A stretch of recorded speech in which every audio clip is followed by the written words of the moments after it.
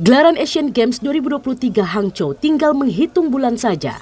23 September hingga 8 Oktober, pesta olahraga 4 tahunan antar negara Asia akan terselenggara. Menpora Aryo Bimo Nandito Aryo Tejo mengaku telah menggelar rapat bersama tim review NOC Indonesia dan KONI Pusat pada 26 Juli lalu dengan agenda review Asian Games 2023.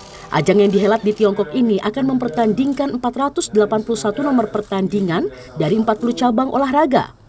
Saat ini Indonesia belum memastikan berapa cabur yang akan berangkat, meski beberapa cabur telah memasukkan nama-nama atlet mereka.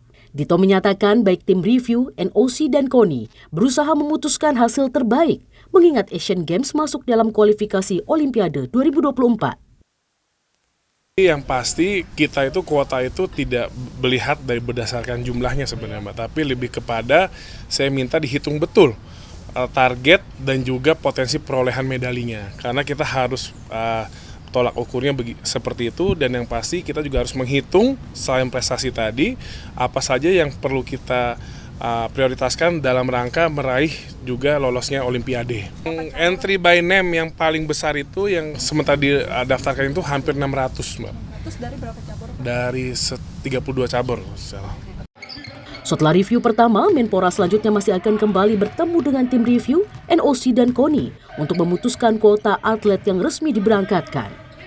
Rinintaniken Yanuar Muslim, Kompas TV, Jakarta.